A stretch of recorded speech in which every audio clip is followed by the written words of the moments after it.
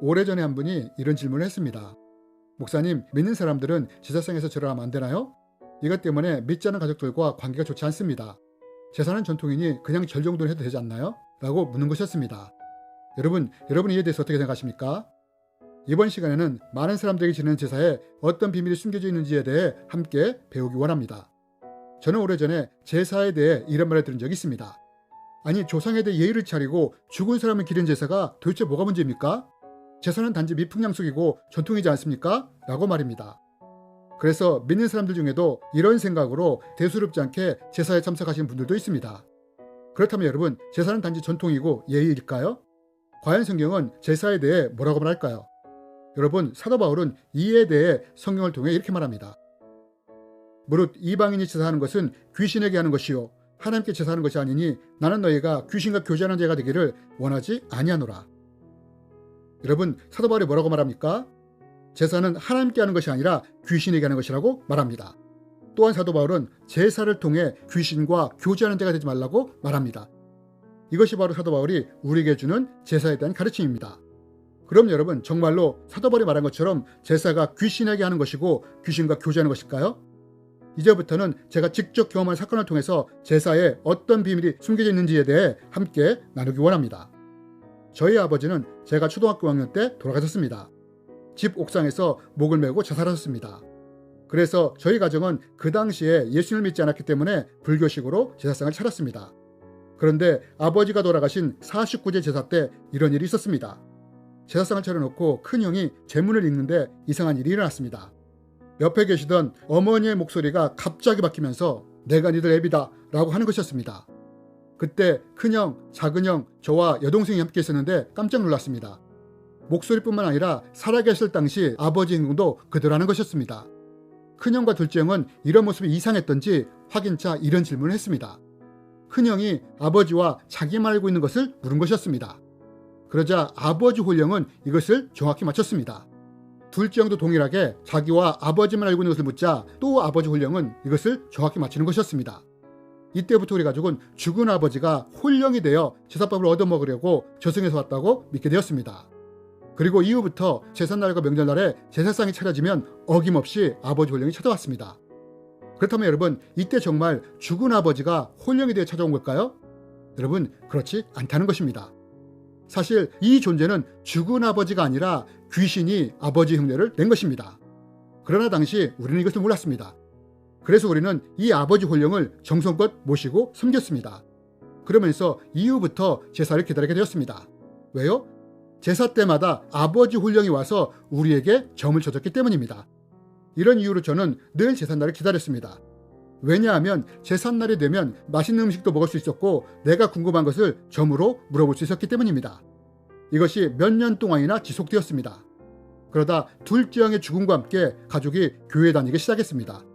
그리고 교회를 다닌 지 몇 년 후 고등학교 때 성경을 읽다가 충격을 받았습니다. 왜요? 사도 바울이 제사는 귀신에게 하는 것이고 귀신과 교제하는 것이라고 말했기 때문입니다.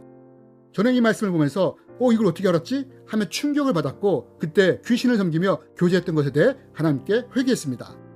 여러분, 과연 제사가 미풍양속이고 죽은 조상에 대한 예의이고 전통일까요?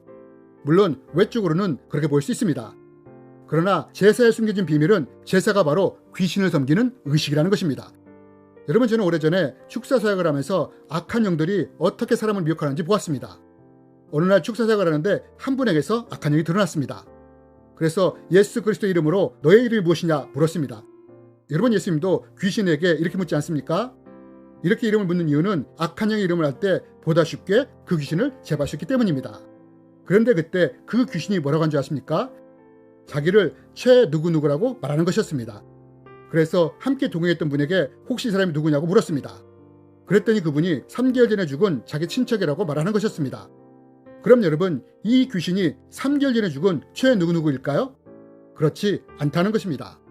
이것은 단지 귀신이 미혹하기 위해 죽은 사람의 이름을 댄 것입니다. 그래서 제가 다시 예수 그리스도 이름으로 명령하자 뭐라고 말했느냐? 자기를 자살의 영이라고 말했습니다. 여러분, 보통 악한 영은 자기가 하는 일이 그 악한 영의 이름이 됩니다. 악한 영이 죽은 사람의 이름을 댔다면 그것은 그 사람이 죽어서 귀신이 된 것이 아니라 귀신이 우리를 속이기 위해서 이렇게 하는 것입니다. 여기서 우리가 반드시 기억해야 할 것이 있습니다. 그것이 무엇이냐? 그것은 사람이 죽으면 절대 이 땅 가운데 머물지 않는다는 것입니다. 성경은 말합니다. 한 번 죽는 것은 사람에게 정해진 것이요 그 후에는 심판이 있으리니. 여러분, 사람이 죽으면 절대 이 땅에 머물지 않습니다. 그럼 죽은 후에 어떻게 되느냐? 모두 하나님의 심판대로 가게 됩니다. 그리고 거기서 심판을 받고 천국이나 지옥 둘 중 하나로 가게 된다는 것입니다. 그래서 무당이나 점쟁이 혹은 꿈이나 다른 방법을 통해서 죽은 누군가가 나타났다면 그것은 100% 귀신의 미혹인 것입니다. 꿈에서 나타나 저 세상을 떠돌며 굶고 있으니 제밥이나 차려달라 한다든지 무당이나 점쟁이를 통해 아예 노골적으로 내가 누군데 제사상이나 굿을 해달라는 것은 귀신의 미혹이라는 것입니다. 여러분, 이렇게 귀신들이 사람을 미혹하는 것입니다. 결국 제사는 죽은 자를 위한 예의처럼 보이지만 귀신을 섬기는 의식이라는 것입니다. 이것이 제사에 숨겨져 있는 비밀이라는 것입니다. 이런 이유로 기독교에서는 제사상에서 절하는 것을 금하는 것입니다. 하지만 어떤 사람은 이렇게도 말합니다. 절하는 것이 그리 뭐 큰 문제냐고요. 그런데 여러분, 이렇게 말하는 사람은 우리가 절을 할 때 영적 세계에서 어떤 일이 일어난지를 모르기 때문에 이런 말을 하는 것입니다. 여러분, 우리는 예수님이 광야에서 사탄에게 시험받은 것을 잘 압니다. 사탄이 예수님을 어떻게 시험합니까? 사탄이 나에게 엎드려 경배하면 천하만국과 영광을 주겠다고 하지 않습니까? 그럼 여러분, 천하만국과 영광을 다 준다는데 그깟 절하나 못하겠습니까? 그런데 여러분, 예수님이 이때 어떻게 하십니까? 사탄아 물러가라 하면서 단칼에 거절하지 않습니까? 왜 그러셨을까요? 왜냐하면 우리가 귀신에게 절을 할 때 나를 지배할 수 있는 통로가 열릴 수 있기 때문입니다. 그래서 우리는 제사상 앞에서 절을 하지 말아야 하는 것입니다. 이것이 또한 우상 앞에서 우리가 절하지 않는 이유이기도 합니다. 그런데 만약 내가 제사 문제로 인해 가족과 갈등이 있다면 이럴 때는 어떻게 해야 할까요? 여러분, 우리는 성경을 통해서 이것을 배울 수 있습니다. 사도 바울은 말합니다. 우리의 씨름은 혈과 육을 상대로 하는 것이 아니요 통치자들과 권세들과 이 어둠의 세상 주관자들과 하늘에 있는 악한 영들을 상대함이라. 여러분, 사도 바울이 뭐라고 말합니까? 우리의 씨름은 혈과 육이 아니라고 합니다. 즉, 내가 제사 문제로 갈등이 있을 때 싸워야 할 사람은 혈과 육의 내 가족이 아니라는 것입니다. 그럼 누구냐? 바로 제사를 통해 우리 가족을 묶고 있는 악한 영들과 싸워야 한다는 것입니다. 저희 가족도 귀신이 아버지 혼령을 흉내내며 미혹하지 않았습니까? 그러므로 여러분, 혹시 제사 때문에 문제가 일어난다면 내가 싸워야 할 대상은 가족이 아니라 내 가족을 묶고 있는 악한 영이라는 것을 기억하십시오. 그럼 우리가 이들과 어떻게 싸워야 할까요? 내가 제사에 참석할 상황이라면 이렇게 하면 어느 정도 도움이 될 것입니다. 먼저 제사에 참석하기 전에 일주일 전부터 작정 기도를 하는 것입니다. 금식을 병행하면 더 좋습니다. 작정 기도 시간에 내 가족의 구원을 위해서 기도하고 보호 요청 기도와 나를 향해 보혈로 덮는 기도를 하는 것입니다. 이렇게 먼저 나를 영적으로 준비시키는 것입니다. 그리고 이런 후에 제사를 지내러 갈 때는 누구보다 먼저 가서 제사상 차리는 일을 도우십시오. 최대한 성의를 다해 가족들을 돕고 섬기십시오. 이렇게 하면 절을 하지 않더라도 큰 충돌이 일어나지 않을 것입니다. 그리고 혹시라도 가족들 사이에 종교 이야기가 나올 때 절대로 논쟁하지 마십시오. 여러분, 악한 영들은 이런 식으로 나를 공격할 수 있다는 것을 기억하십시오. 그래서 가족들이 종교에 대해 비판적으로 말할지라도 절대 논쟁하지 마십시오. 만약 기독교를 공격한다면 변명하지 말고 그냥 묵묵히 들으시면 됩니다. 혹시라도 가족 중에 믿는 사람들의 잘못을 들춰낸다면 변명하라 하지 마시고 그냥 대신해서 사과하면 됩니다. 이렇게 하면 논쟁이 일어나지 않습니다.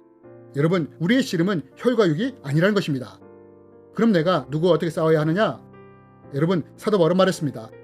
제사는 귀신들에게 하는 것이요 귀신들과 교제하는 것이라고 했습니다. 여러분, 사도 바울이 말한 대로 우리가 제사상을 차려놓으면 실제로 귀신이 찾아옵니다. 이것은 제가 직접 경험한 것이기도 합니다. 우리가 싸울 대상이 바로 이런 악한 영이라는 것입니다. 그러면 어떻게 이 악한 영과 싸우느냐? 예수 그리스도 이름으로 악한 영들을 대적하는 것입니다. 내가 예수 그리스도 이름으로 명하노니 이 제사성을 통해 우리 가족을 묶고 있는 악한 영들아 묶임을 놓고 떠나가라. 대적하는 것입니다. 기회가 있을 때마다 반복하며 대적하는 것입니다.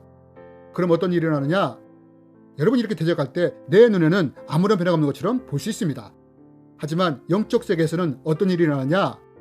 예수 이름에 영적 권세가 있기 때문에 악한 영들 사이에 난리가 납니다. 그래서 약한 영들로부터 7길로 도망치기 시작합니다.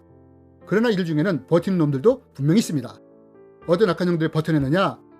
가족들이 누군가 죽은 자를 섬길 때 그 사람 역할을 하고 있는 귀신은 가족들로부터 영적인 숭배를 받고 있기 때문에 더 버텨낼 수 있다는 것입니다. 그러나 우리가 여기서 꼭 기억할 것은 그 어떤 악한 영일지라도 예수 이름의 권세를 이길 사탄의 무리가 없다는 것입니다. 그러므로 내가 제사 때마다 이렇게 반복적으로 대적하면 어떤 일이 일어나냐? 결국 악한 영들이 견딜 수가 없게 되는 것입니다. 그리고 어느 순간부터 가족들의 기류가 바뀌는 것을 보게 될 것입니다. 혹시 어느 날 동네 아주머니의 전도로 어머니가 교회 가는 것을 볼 수도 있을 것입니다. 여러분, 내가 믿지 않는 가족들에게 줄 수 있는 가장 큰 선물이 무엇일까요? 그것은 바로 영생입니다. 예수 그리스도를 믿음으로 얻게 되는 영원한 생명인 것입니다. 여러분, 혹시 내 가족 중에 믿지 않는 사람이 있습니까? 내가 축복의 통로가 되어 가족들에게 영생의 선물이 흘러갔으면 좋겠습니다. 주님의 이름으로 여러분을 축복합니다.